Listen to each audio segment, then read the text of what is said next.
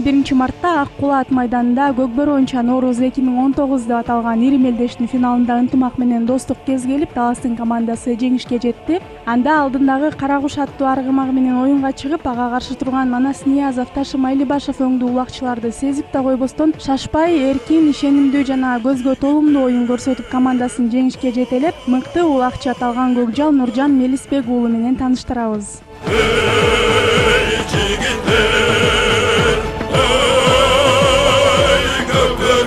Толук аты жөнү Нуржан Мелисбек уулу. Туулган жылы күнү 1994 жыл 20 декабрь. Туулган жери Талас облусу Кара Бура району Бакайыр айылы. Бою 180 см, салмагы 81 кг. Ойногон командасы Ынтымак. Жетишкендиктери президенттин кубогунун ээси, дүйнөлүк көчмөндөр оюндарынын жеңүүчүсү, 9-майга карата уюштурулган мелдештин бир жолку, Ноорузга карата арналган турнирдин 2 жолку жеңүүчүсү жана мыкты улакчы намынын 2 жолку ээси. Үй бүлөдө 6-1 туугандын улуусу Бойдок.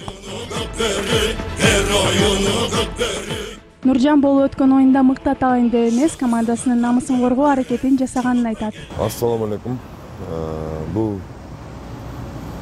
Ноорус майрамына карата арналган Ноорус турнири аябай чоң деңгээлде жана аябай элдин кызыгуусун кандырган оюн болду. Бул Кыргызстандагы номер 1 команда, бул Достук деген. Бул команда Кыргызстандын курама командасы жүзгөн командалар. Балдар бар. Ошолор менен ойнодук. Ал жерде бирде биз утулуп, бирде алар утуп жүрчү алар.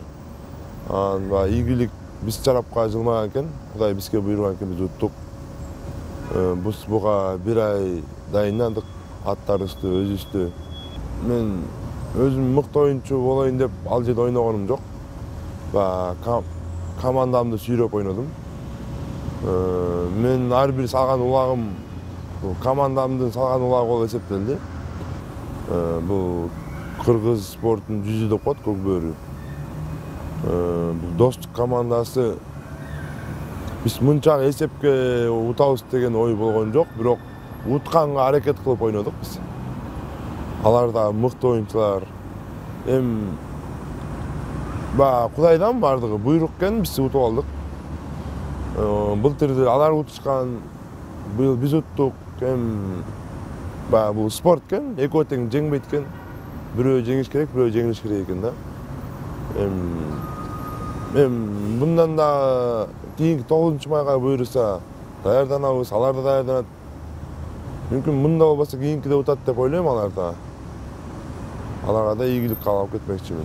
Улакчы эс тартып мектепке бара баштагандан тартып ат үстүндө ойноп келет. Ал эмнеге бул спорттун түрүн тандаганын, кандайча Ынтымактын курамына кошулуп калганын мындайча баяндап берди. Мен ата тегим улакчы болгон. Аталарым, байкелерим, чоң аталарым улакчы болгон. Кичинекей көзүм менен ошолорго ээрчүчүмүн. Суук болсо деле окуп калган, 1-класс, 2-классымда деле ээрчип ошол ыйлап улакка барчумун да. Мен ал убакта мыкты улакчы болом деп ойлочу эмесмин, болгондо ошо улакты бир Көкбөрүнү ойнойм, Көкбөрүгө бир барып буйрса ошо байкелер менен катарында кошулуп калам деген ойдо ээрчүчүмүн да аларга. Ушу бара-бара аябай кызыгып, ушу бизде Талас областында 4 райондук шернелер болуп өтөт. Ал жерде кыш менен ойнойбуз. Ошо кышында бир 100-200 баланын арасынан Ынтымак командасын түзөт. Жакшы ойногон балдарчы. Мен ошого аябай даярдангам. Кыш менен ойноп 2016-жылы биринчи жолу ушу Ынтымак командасына кошулуп ушул жерге келгенмин. Ал убакта бир аз кыйналып жүрдүм. Бул жактагы уровень менен область, район, айыл ичиндеги уровень аябай эле башкача да.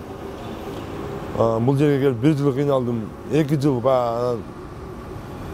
өзүмдөн улуу байкелерди көрдүм, минилерди көрдүм, ошолорду ойногондорун көрүп, улам тажрыйба алып атып, азыр Кыргызстанда бир канча мыкты улакчы болду, ошолордун катарын толуктайм да.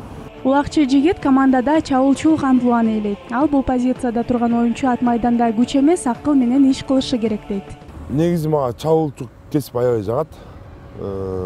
Коргоочу коргоочу эле болуп ойносоң болот, бирок чабуулчулук аябай жагат да мага. Улак деңген, ошол эле Тайгазанга салган. Ошол себептен мен чабуучулук кесип менен азыр Көкбөрүгө салымымды кошуп келем да. Анын милдети да чоңураак. Ооба, анткени баягы командада чабуучу улакты салат да. Защиттин коргоочу милдетин коргоп берет да. Ошол себептен милдети чоң. Жана ошондой эле ар бир алган улагыңды баягы күч эмес, бул жерде акыл керек да. Күчкө сала берсең келип бирок койдуруп кетиши мүмкүн же бир кандайдыр бирдеме болушу мүмкүн да. Баягы акылың иштетсең бул жерден барат, мындай кылам, тигиндей кылам деп баягы акыл менен оюн болот да. Кыргыз көкбөрүсүндө Манас Ниязов, Рустам Тыналиевден кийин эле Сейитбек Анарбек уулу, Астаркул Табышев, Нуржан Мелисбек уулу деген ысымдар эл оозуна алына баштады. Бирок бул фавориттердин арасында атаандаштык жокко эсе. Манас Ниязов, Рустам Тыналиевдер менден, Анарбек уулу, Сейитбектер менден улуу. Аларды мен улакча катары сыйлайм. Үчөө тең Кыргызстандын намысын коргогон, чыныгы Көкбөрүгө салымын кошкон жигиттер. Аларды Көкбөрү ойногонуна мен сыймыктанамын аларды.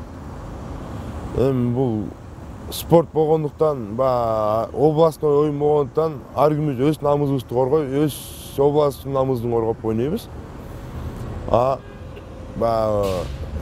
Кандайдыр бир дүйнөлүкпү же республиканын намысын коргоордо баарыбыз бир муштундай ушу республиканын намысын коргойбуз да. Бирок азыркы эле ушу сиз айткандай Астаркул Табышев, Анарбек уулу Сейитбек, мен Мелисбек Нуржан баарыбыз ынтымак командасынын оюнчуларыбыз. Биздин арабызда атаандаштык жок. Биз бир командада ойногондуктан биз командабызды сүйрөйбүз. Бир гана республиканский оюн болсо республиканы сүйрөйбүз. Бул жерде эч кандай атаандаштык болбойт. Болгондо ойноп жатканда командабыз үчүн ар дайым ойнойбуз да. Жакында эле Казакстанда Көкбөрү боюнча жыйын өтүп, анда 10 өлкө оюндан Тайгазанды алуу маселесин колдошкон эле. Бул боюнча Нуржан Мелисбек уулу Көкбөрү Тайгазан менен көрктүү жана кызыктуу дейт. Тайгазан бул элди көрүүчүлөргө да, Көкбөрү сүйүүчүлөрүнө дагы кызыктуу нерсе да. Баардык нерсенин немеси болот да, мисалы баскетболду деле ошондой эле бир нерсе саласың, өзүнүн немесине саласың. Футболду деле өзүнүн воротасына тебесиң да. Ошондой эле улакты деле апарып жерге чыдап салган болбойт да. Мунун деле бир салчу же гол жаратчу бир нерсеси болуш керек. Ошол себептен мен Тайгазанды колдойм. Анан дүйнөлүк чемпионат быйыл Өзбекстанда дүйнөлүк чемпионат көкпар болуп өтө турган болуп атат жерге. Муну мен колдойм. Анткени Көкбөрү бул дүйнөлүк немеде биз көчмөндөдө өткүзүп, Көкбөрү Тайгазанды өткүздүк. Ошол неме менен ЮНЕСКОга да ушул Көкбөрү кирген да. Ошол себептен Көкбөрү менен өтүш керек болчу. Алар эми өздөрүнүн правиласы көп өлкөлөр эле биздин Тайгазанды кызыгып колдошту да. Биз үчүн аябай эле жаман болду да. Же кызыксыз. Аттар көнгөн эмес. Биздин аттар Тайгазанга гана бет алып чуркайт да. Ал жактан кайсы жакка чуркаарын билбей эле. Анан чынын айтсам, кичинекей эле балдар ойношот да жерге чыдашып. Ошондой эле болду сезилди мага.